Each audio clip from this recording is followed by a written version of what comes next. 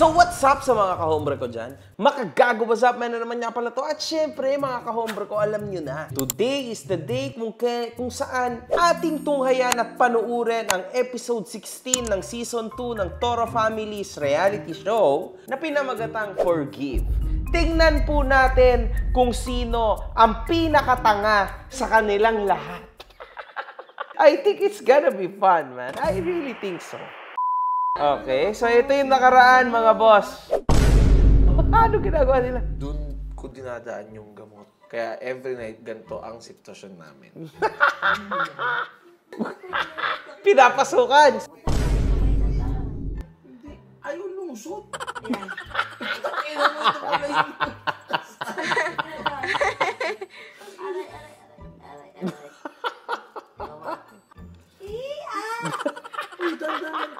Mga boss, ano ba to? Naintindihan nyo? Ibig sabihin, dyan pa lang, alam na po natin, mga kahombre ko, na napakaliit ng tita ni Tito Vince. Kasi nasasaktan si Queen sa daliri pa lang ni Queen. Oh shit, simula pa lang ng episode, sabog na agad, mga boss. Hindi pa ako mabaon. Maganda lang ako.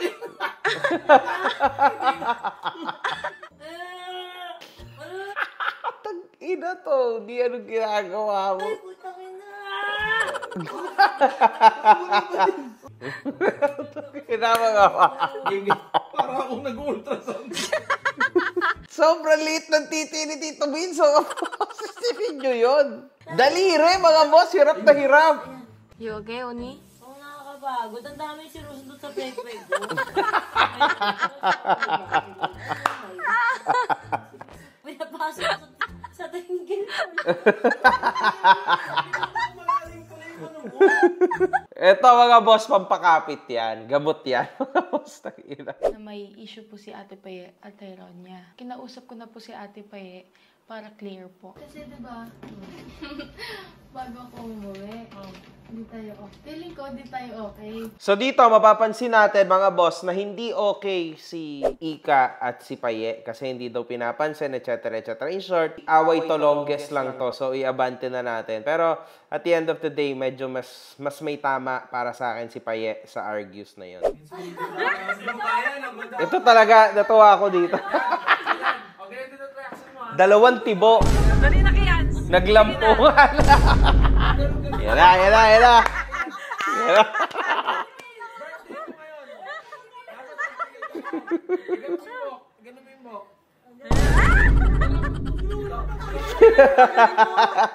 Sa totoo lang mga boss, no? Itong part na ito, halata pong sobrang peke ni Paye. At sobrang peke din ni Kiana. Kasi, Diyos ko, madalas nyo na tong gawin. Even sa mga puki-puki nyo, ginagawa nyo to. This is not even hard. Nahihiya lang kayo, guys. Legit yan. Ganito ulit namin, ha?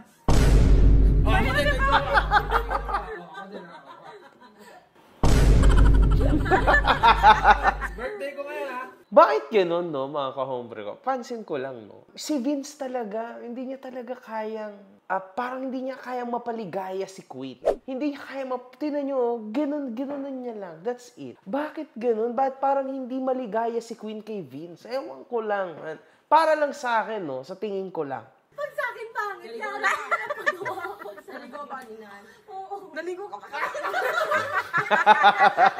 Kilala po si Paye bilang baboy na babae. So, ewan ko lang kung mabango siya. Oh, dali na kaya na!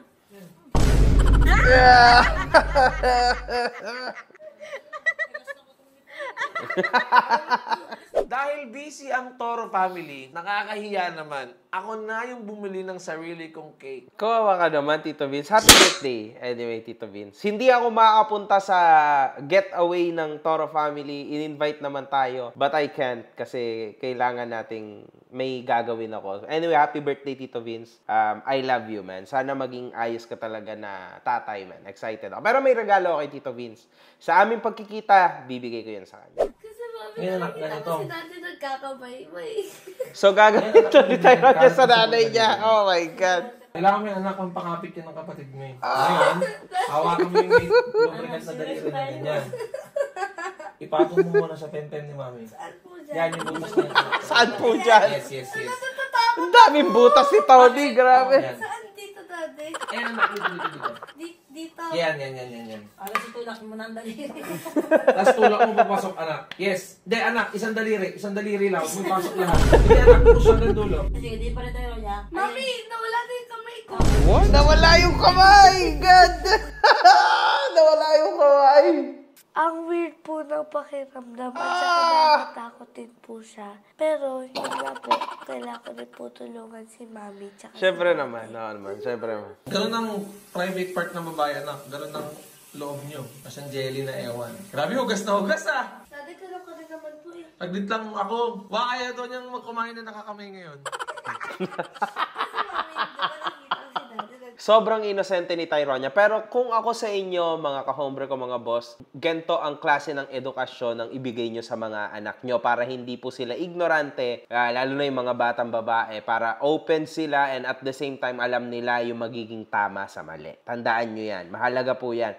Huwag nyong isisikreto ang sex sa mga bata nyong anak. The more na marami silang nalalaman kung ano yung pros and consequence nun, the better para mas lalo nating mabawasan ang teenage pregnancy sa ating bansa. Legit po ito. Totoo yan. Di ba, kain? Nakikita ko siya nagkakawit. Ginagin yung sabi ko.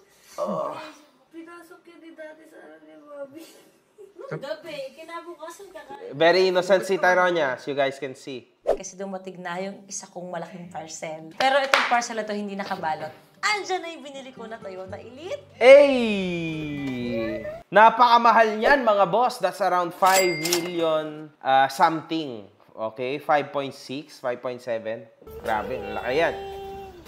Bagong-bago, brand new, oh. Yes! Deserve mo yan, Queen. You deserve this. Ganda. Ganda siya, no? Ganda! Gusto ko rin yan. Lumalaki na kasi yung family at naisip ko na Yes, kailangan tama. ko ng mas malaking sasakyan. Tama kailangan yan. ko ng paghandaan yung pagdating ni Baby Tyrone. Tama. Dito, mga boss, ito yung crazy part ng buong episode na to. Pucha, si Aaron bumalik. Gusto makipag-usap kay Tyronia, tas yung nanay. Nandito, nanay. Busy din ako. Pero lagi ko na lang sinasama sa kwela. Ako dito, mga boss, legit. Napanood nyo naman to. Ang take ko talaga dito is, ang mali talaga dito is si Aaron. Madalas siyang nagmamaoy kapag siya ay lasing. No? So, ibig sabihin ng maoy na gwawala, hindi niya controlled yung sarili niya pagka whenever na may tama siya and all that. Ang galing ni Tyronia dito, mga boss, kasi yung nanay ni Aaron, wala po talaga tong kinalaman dito, mga boss. Tama lang na pinatawad ni Tyronia to. Tingnan nyo ang super grabe ng emosyon ni Tyronia. Hindi ako mahal mo. Oh. Ilang beses ako nakipag-usap sa kanya. Tapos niya sasabihin ng kontento. Ganyan, mag-take niya silang happy family. Kasi feeling ko ako yung anak sa labas. Oh. Sabi niya, ako yung anak sa labas. Ako yung panay. Tapos gano'n naman ako.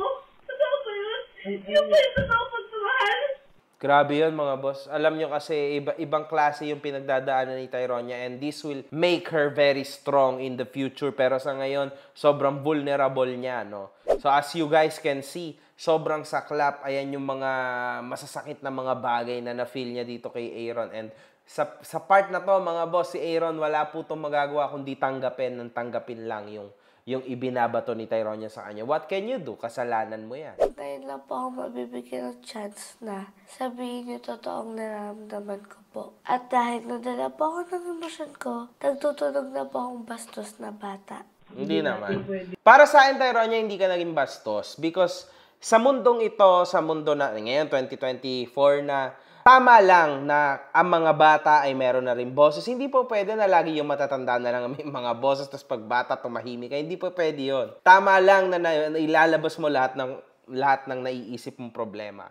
Dito naman, kahit papano, talagang ine-explain lang nila, mapapatawa din naman nila ang isa't isa, pero si Aaron hindi. Ito yung pinakamalupit, mga boss. Ang lala po nito. Ganito. Ako kasi yung Tingnan tipo ng tao na ayokong nagpapanggap. Ayoko yan.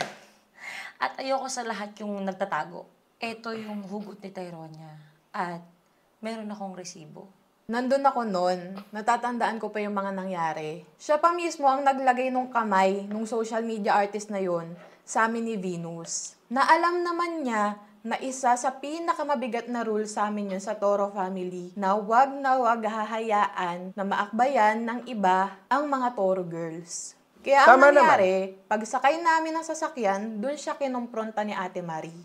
At dahil nga nakainom kaming lahat, hindi na nagkaintindihan. Grabe to, intense to mga boss. Pinagsasabihan lang po siya Sana dito. hindi mo na lang ako sinama dito. Ganun pala ako toxic eh. Napipi ko na ako, te. Wala naman akong mali sa ginawa ko. Oh.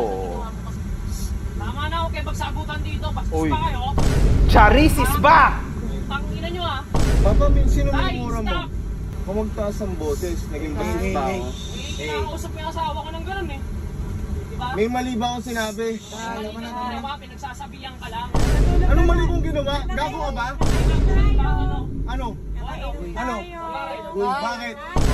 Hihinto mo, sige, bakit? Papatulang kita, sino ka ba? Sino ka rin? Damn! Woo! Oh! Grabe to.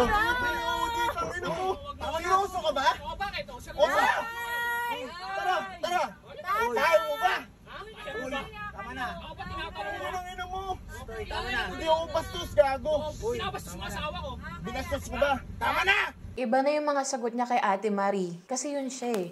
Maoy siya. Siyempre, dahil nandun si Papa Odi at naririnig niya yung mga sagutan ni Aaron at ni Ate Marie, kahit sinong partner naman, hindi papayag na sagot-sagutin ng ganun yung asawa niya. Kaya ayun, Grabe yun. silang dalawa yung nagpang-abot. Grabe mga boss, sobrang inip. Magagalit si Ina sa'yo, tatay. Tatay, magagalit sa'yo si Ina. Tatay. Mo rin natin sinabi mo sa akin. Tama na, tama na. Panindigan mo yun lahat. Uy, Hindi mo pinandigan yan. o bakit? Tatay. Hey! Tama na! Bakit? Hey! Bakit? Tama na, tama na. Ha? Uy, bangin ng tubutan, lakas-lakas ako ba? Ikaw lang sa kasan. Pero sa tansya ko dito, mga boss, kung saaling magsuntukan yan sila, si Odi versus si Tatay Aaron sa BOTY, let's say, suntukan ng mga sikat, para sa akin, ang mananalo dito si Odi. Kasi kulang-kulang si Odi, mga boss, and for real, malalakas yung mga ganyang klase ng tao, no? So, sa tingin ko si Aaron, may logic pa yan eh. Kumbaga, nasa huwisyo pa yan. Pero, eto si Odi, syempre, alam natin, meron siyang history na meron siyang problema sa pag-iisip niya, hindi pa siya nagagamot totally. So, dito, syempre, paangat pa lang yun. Nandyan pa, nakatago pa rin sa loob niya. So, I think kapag nag-all out si Odi po siya, hindi niya na maiisip na tao pala yung kalaban niya, di ba? Yung kasuntukan niya. Sa tingin ko, wala siyang ganun. May pinagsamahan. So, medyo delikado dito si Aaron kung talagang nagkatuluyan to. So, ituloy na natin. Ayan, nagkaayos naman sila sa huli, no? Nag-iyakan sila and all. So, yan, nagkaayos naman sila. Awa ng Diyos. This time, di naman ako mangangako sa'yo. Kasi hindi niya rin matutupad. Hindi, joke lang. Hindi, joke lang. Kasi o si Tyronia muna, laging si Ina. Mami? Ano po, last na po talaga tong chance. Pasalamat ka, Aaron. Mabait si Tyronia. Pag nangyari po ulit, di na po talaga tayo mag-uusap. Damn. Ang mahalaga, may chance. No? Yun ang masaya doon. At least nag-uusap na sila mag-ama din, nagyakapan na sila and all. At least dito naman nagsasayaw si Tito Beans as usual. So, tas ito nagkaroon sila ng banding ng volleyball sila mag-ama. So, it's quite good too, no? One. Sige. This is a good start for Aaron. Sana Aaron, tuparin mo na yung mga pangako mo this time around kasi sa pagkakakilala ko kay Aaron, siya yung tipo ng tao na hindi niya talaga tinutupad yung mga ipinangako niya. So, eto na. Putang ina to. Eto. Pagaan lang. Pagtulong lang yan na pang double kill lang naman sigurado magigising ka. Buta, hindi ka na nga nag-a-alarm ata eh. Hindi ka pa gumigising kay Ate Imelda. Tapos gusto mo ngayon mag-half day para manood ang basketball ng jowa mo. Anong kapalit bukas pag hindi ka gumising ng maaga? Hindi, wag na lang po. Okay, diwag. Aba, kailangan matuto siya sa oras. Hindi porket si yung mami niya, dadaan-daan niya sa lambing na, Mami, uni, pwede po ba? Kasi po, po. Ganun din. Hindi din natiis ni baby mami si Paye.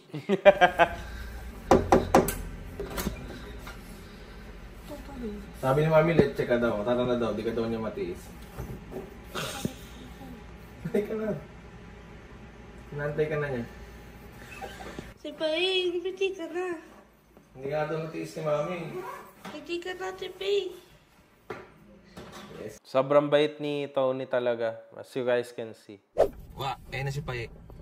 Hindi nga pumatay, basta sa'yo. Pumasok lang po ako, mami. Hello po. Hello din. Alam ko namang isang sorry ko lang, okay na ang lahat. Ang mahihirapan talaga si Mami na tiisin ako kasi masipag akong Gen Z.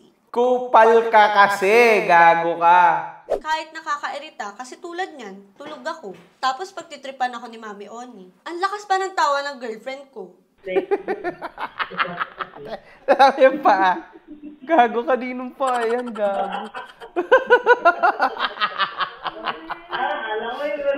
Gago, ino gago ka dinong pa, yun, man. Tapos pag nakakasalubong ko naman si Mami, pasulpot-sulpot sa bahay. Eh magugulatin nga ako. Grabe tuloy yung inig ng katawang ko. Ganto. Gago, puto. Sobrang pinagpasay mo ba yung mabango mong hininga? O, ano tong tissue mo, ganyan. Tangin nila, may sa ito sinabihan sa gamit ko, maging maayos ka naman eh. May barya na putang inang may nail cutter. Anong kombinasyon to, putang ina, ba't di mo lagay lahat sa pekpek? Ganyan ka kababoy. Akala ko ito lang yung ano eh, ito lang yung mapapansin ko eh. Kung gaano kapangit yung bago na hindi mo pinapalitan. Tataka ako kung bakit ang baho ng CR nung nakaraan. Pinapakababoy ng babae. Kaya na, hindi kayo magtulungan. Nakakairita na. Hindi kayo magtulungan sa paglinis ng gamit. Hindi mo lang kung tingin mo ganyan, ang baboy-baboy mo. Hindi mo ako titigil ng ganyang mata. Ako may karawatang gumanyan sa'yo. Paano ka matututo? Paano ka magkakasali ng bahay? Sakit nun, mga boss! Baboy ka, lahat lagi na sa ospital? Puros charger! Body bag si Paye every week! Tahimik na lang ako kahit alam kong invasion of privacy yung ginagawa nila sa akin. Oh! Oy. Bilang kita! Bilang ina! Thank you ah! Deserve ni Payeto, mga boss. Ha? Baka ma-misunderstood yung si Queen. Si Queen, hindi yan nagkakamali, lalo na regarding sa ikakabuti ng mga members ng Toro family. Talagang, ano lang yan, kailangan ni Paye yan, lessons, kumbaga. Bukan mamaya po ako magti-thank you po eh. Pinapatapos ko lang po kayo. Tama? Diba ganyan mga exes mo? Ang inang baboy mo sa gamit. Bali yun nga, no? Doon na lang to natapos. Kumala sila and all. So, yun nga. Doon na to natapos, mga boss, no? Yun ang issue nila. Well, sa isang banda, maganda yung episode na to. I rate this siguro mga 8 to 9, no? Nag-enjoy talaga ako. Kasi legit po ang title talaga nito is Forgive. Kaya naman yan magpatawad ni Tyronia sa tatay niya. Kaso ang problema nga is, tutupad ba si Aaron, 'di ba? Alam nyo kasi unconditional love ang meron. Ang anak sa tatay, anak sa nanay, or vice versa, ganun. Unconditional love. Kaso, wag sanang i-push ng todo ni Aaron ang kaganapan ng sitwasyon. Kasi sigurado na, syempre, meron din namang hangganan ng lahat. So, sana, although unconditional, pero baka mamaya mawala na yung pagmamahal, matira na lang irespeto. Wag naman ganun. Anyway, yun lang po. One love. Good fucking bye.